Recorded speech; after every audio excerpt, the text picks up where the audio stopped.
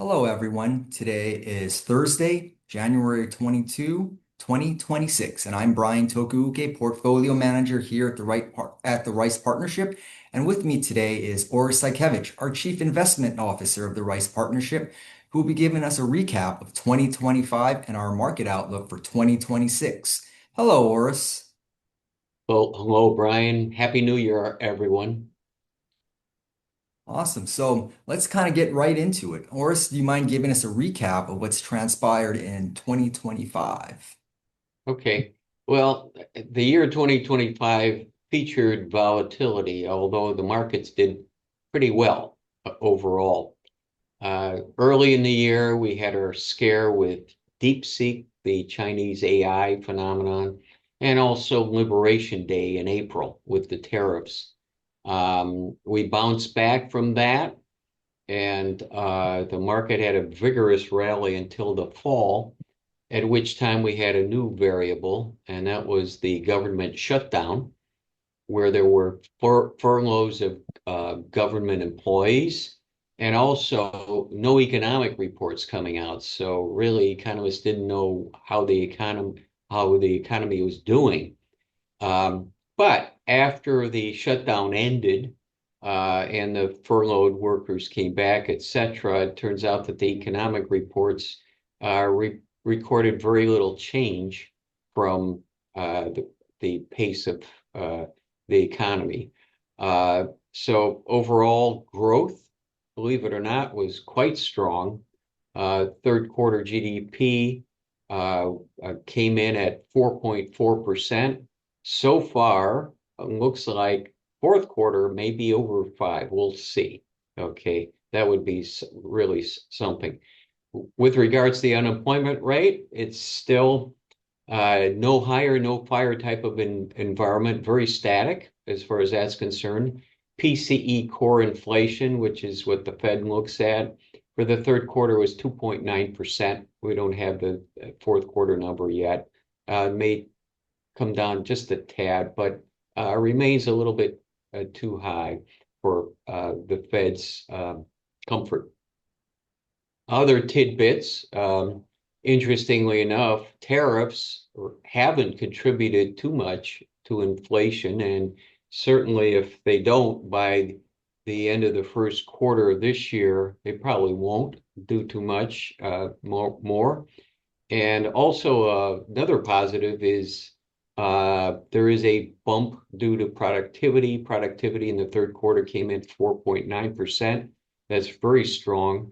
It's too soon to tell, though, whether it's the beginning of a trend, and certainly too soon to tell whether AI is having an effect there. So that's a little bit about what transpired in 2025. Oh, thank you for the recap. So with that being said, what's our outlook or how are we looking going into 2026? Okay.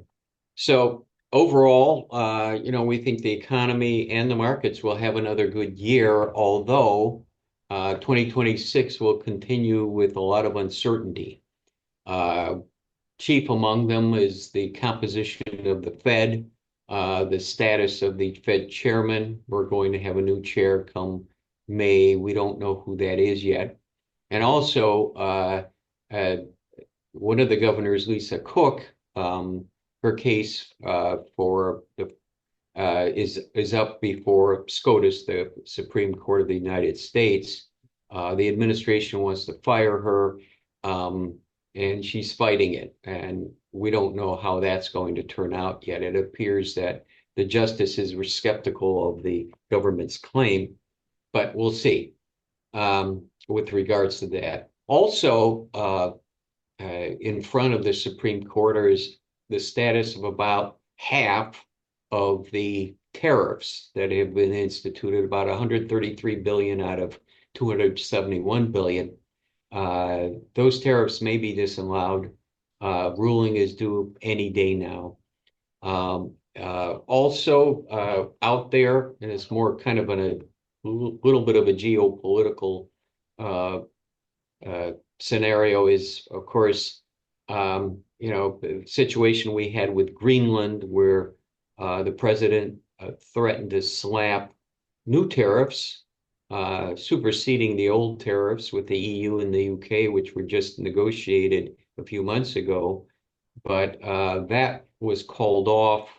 It appears that there's a framework for negotiation between the US and the EU and Denmark. We'll see about that, but it certainly leads a lot of people to wonder, gee, are there going to be other shoes to drop as far as sudden reimposition of tariffs? Also, status of Venezuela, of course, the leader, Nicolas Maduro, was captured and brought to the U.S., extradited. What's the situation there going to, how is that going to unfold? Iran, where there has been massive unrest, and the president has said he's concerned about it and was thinking of possible military intervention.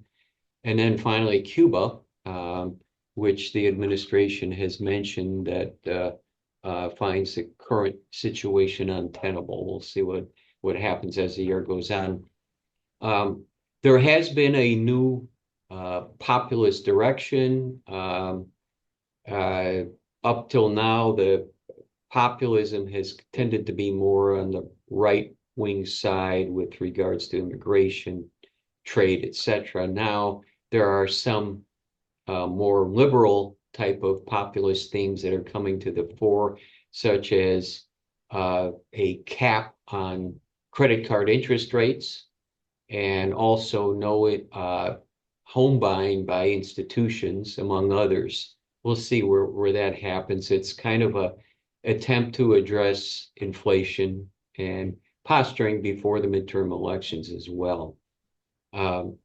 So there's that. And then finally, there's the AI trade. And in our opinion, the AI trade is entering a new phase. The first 3 years of it was pretty much any company could say we're involved in AI and the stock would pop. Well, now the markets are being a bit more discerning as far as spending. They wonder if the companies are spending money out of cash flow and earnings instead of borrowing money. And also they want to see end use as far as that's concerned. So we think there's a new phase going on now where there's going to be a clear separation of winners from losers in the AI trade.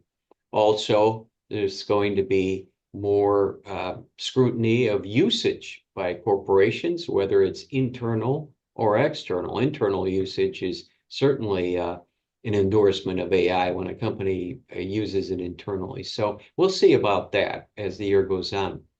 At the outlook for GDP this year, we look for it to accelerate, believe it or not, in the first quarter of this year, due mainly to the one big beautiful bill. There's going to be payments coming out, tax rebates, which should stoke first half consumer spending.